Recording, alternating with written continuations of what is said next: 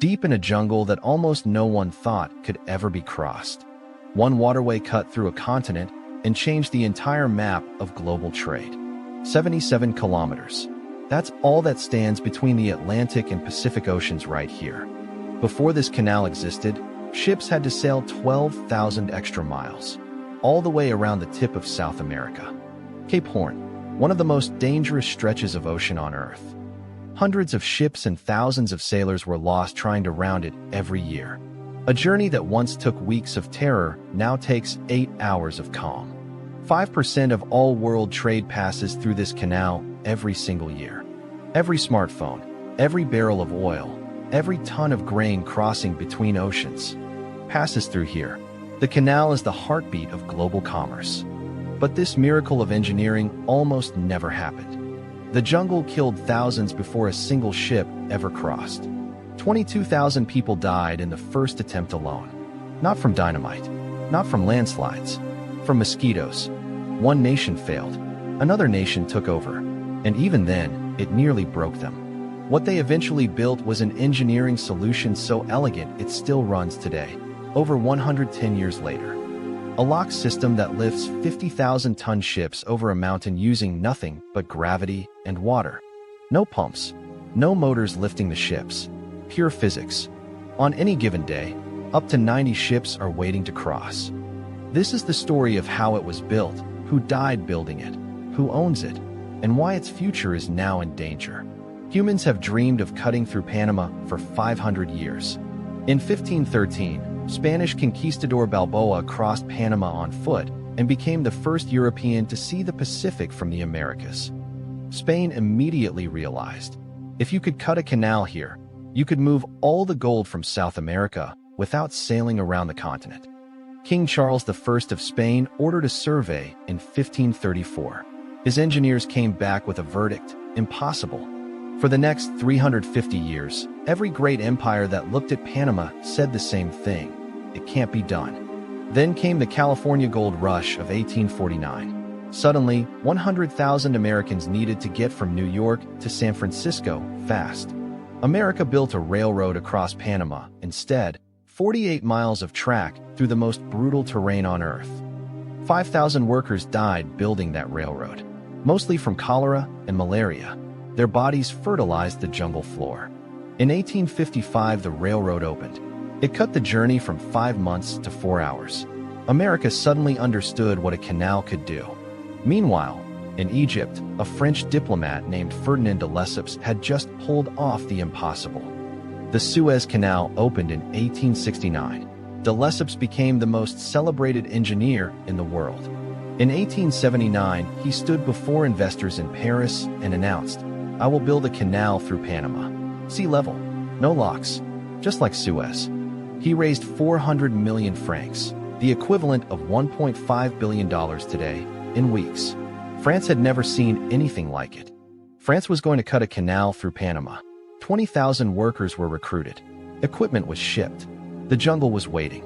January 1881. The French workers arrived in Panama. Most had never left Europe. The jungle was nothing like Egypt. No flat desert, just mountains, rivers, and mud that swallowed equipment whole. Their first obstacle, the Continental Divide, a mountain range rising 300 feet above where the canal needed to go. De Lesseps had promised a sea-level canal, like Suez. But Panama wasn't flat. The engineers realized he'd never actually visited before announcing the plan. Then came the rainy season. 120 inches of rain per year. Landslides buried work sites overnight.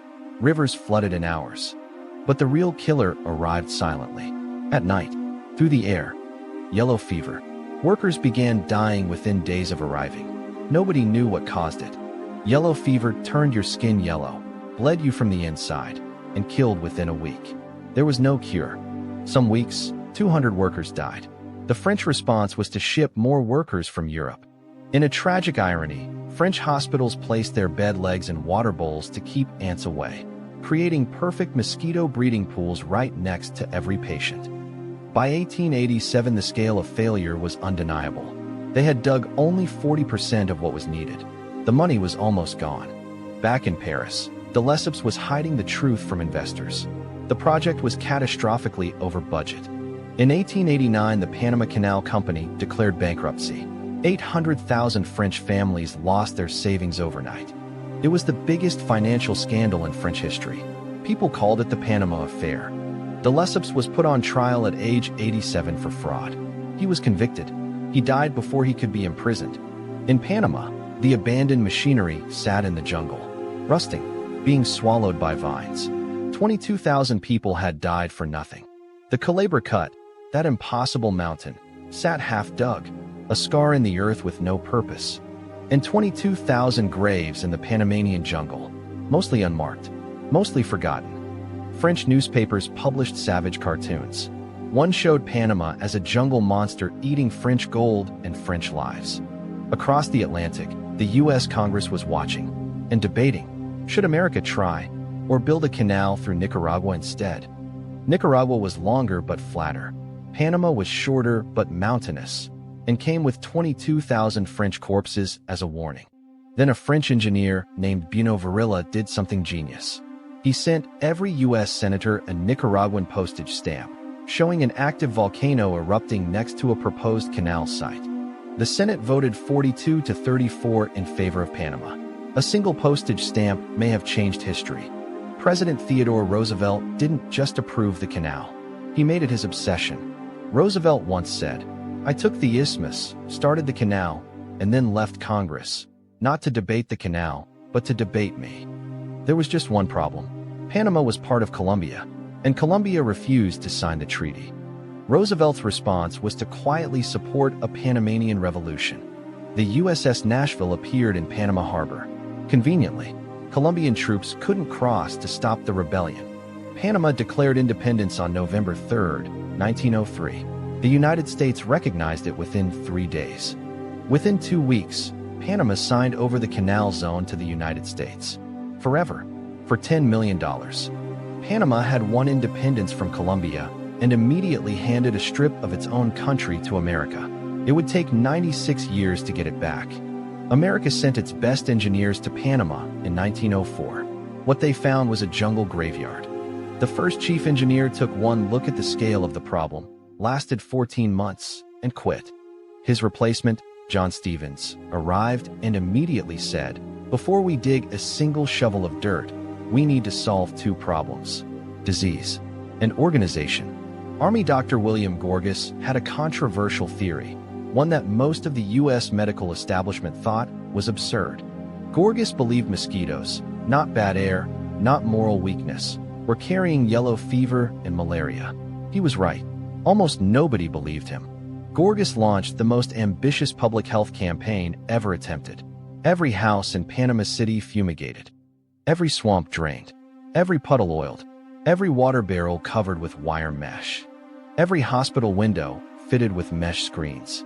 The very act the French had unknowingly sabotaged by creating breeding pools. Mass vaccination programs. Quinine distributed to every worker. Gorgas spent more on public health than on the canal in year 1. The results were extraordinary. Within 2 years, yellow fever was virtually eliminated from Panama. For the first time, workers arrived in Panama and stayed alive long enough to actually work.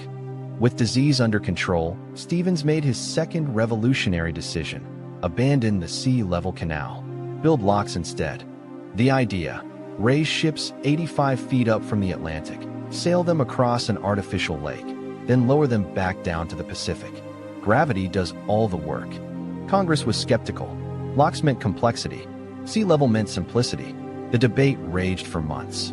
Roosevelt ultimately sided with locks. It was the right call, and it saved the entire project. Then the real digging began.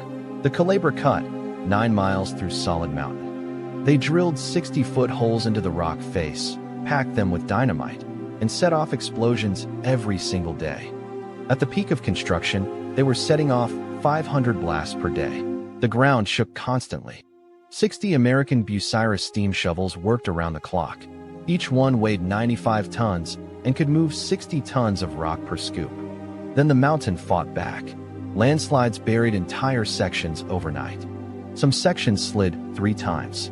The mountain was unstable. The digging itself was causing the walls to collapse. They worked 24 hours a day, 7 days a week. Night shifts under electric floodlights, the first large-scale use of electrical floodlighting in history. The logistics alone were staggering. A miniature railway system of 200 locomotives moved the excavated rock to dumps 20 miles away. In 1907, Stevens resigned, citing the impossible stress. Roosevelt replaced him with an Army engineer named George Washington Goethals. Goethals held open hearings every Sunday. Any worker, regardless of race, could walk up and speak directly to the chief engineer. By 1910, the Calabar Cut was taking shape. They had moved enough rock to build a wall 12 feet wide and 9 feet high all the way from New York to San Francisco. Roosevelt visited in 1906, the first sitting U.S. president to leave American soil. He climbed onto a steam shovel and operated it himself. Photographs went around the world. Meanwhile, for miles away, they were building Gatun Dam, at the time the largest dam ever constructed. The dam created Gatun Lake, the largest man-made lake in the world at the time. An entire valley of jungle disappeared underwater. The lake sits 85 feet above sea level and provides all the water the locks need, fed entirely by Panama's extraordinary rainfall. 75,000 workers from 97 countries built this canal. Most earned less than 10 cents an hour. Most workers came from Barbados, Jamaica, and Trinidad. They were called the Silver Roll. The canal operated under brutal racial segregation. White American workers on the Gold Roll earned 3 times more than black workers on the Silver Roll. Gold Roll workers got private quarters, dining rooms, and paid sick leave. Silver Roll workers got crowded barracks and no benefits. Many West Indian workers brought their families. Children grew up in the Canal Zone. Subscribe to SG Nova Facts for more histories that show the real story behind the names you trust.